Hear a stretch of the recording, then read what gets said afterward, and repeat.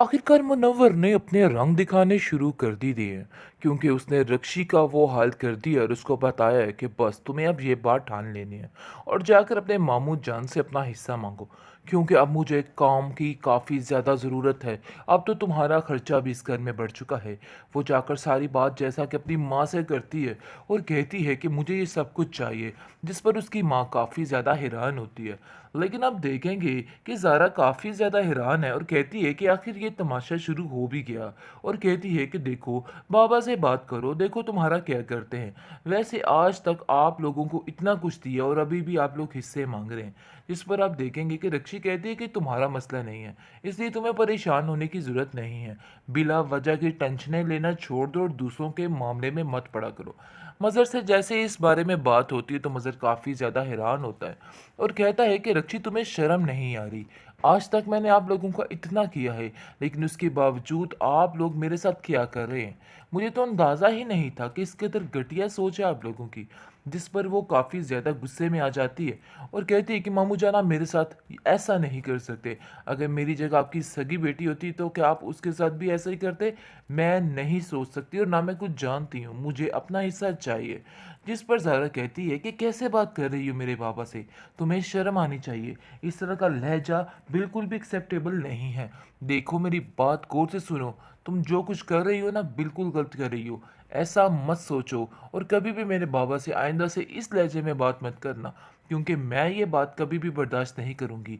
जिस पर उसकी फूफो जान कहती है कि देखो तुम्हारा मसला नहीं है, वो मेरा भी भाई है और वो अपना हक ही तो मांग रही है।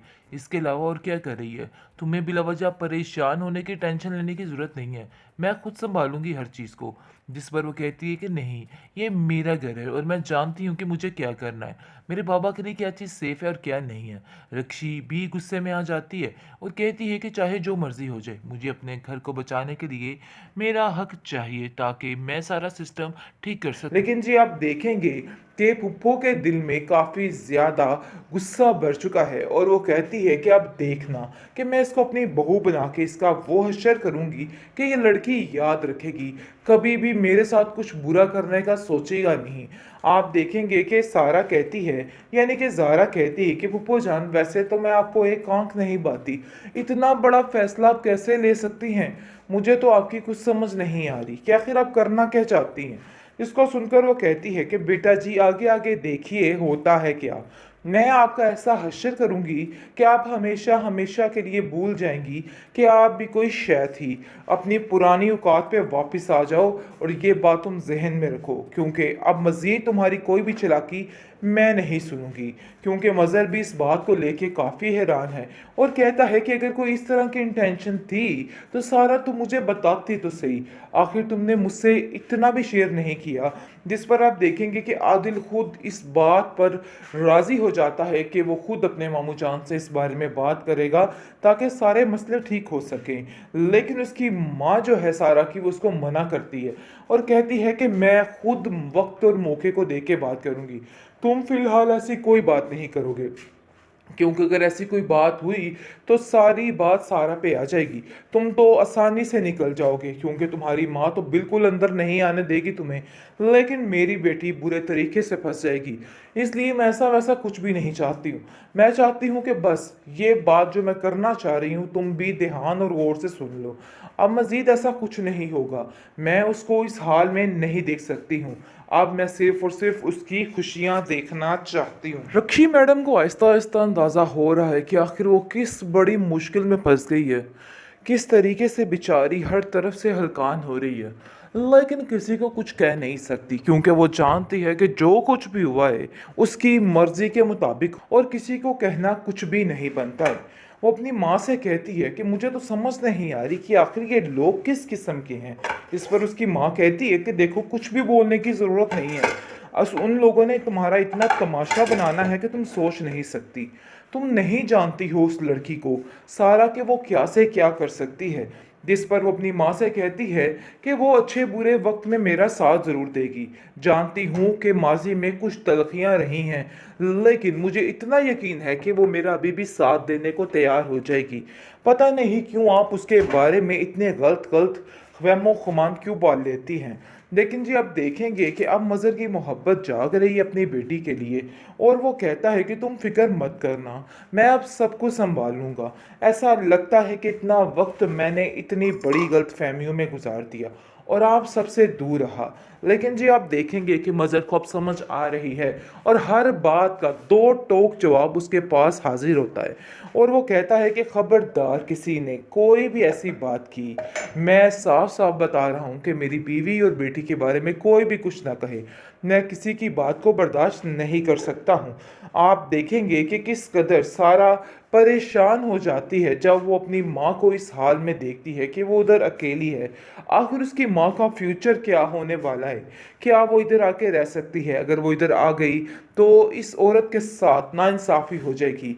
उसको कुछ समझ नहीं आ रही कि इन हालात को किस तरीके से हैंडल करेगी। दूसरी तरफ आप देखेंगे कि बहुत सी पेचीदगियाँ बेचारी सारा में आती जा रही हैं और वो परेशान है इस बात से कि आखिर ये क्या हो गया। ये सोच-सोच के खुश हो रही है कि रक्षी इस घर से चली गई, लेकिन वो चाहती है कि जितनी जल्दी हो सके उसकी फूफो भी यहाँ से चली जाए ताकि उसकी ज़िंदगी सुकून से गुज़र सके।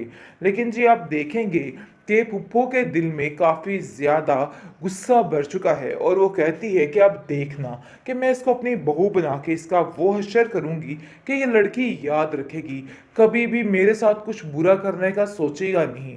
आप देखेंगे कि सारा कहती है, यानी कि ज़ारा कहती है कि फूफो जान वैसे तो मैं आपको एक आँख नहीं बाती, इतना बड़ा फ़ैसला आप कैसे ले सकती हैं? मुझे तो आपकी कुछ समझ नहीं आ रही कि आखिर आप करना क्या चाहती हैं? इसको सुनकर वो कहती है कि बेटा जी आगे-आगे देखिए होता है क्या।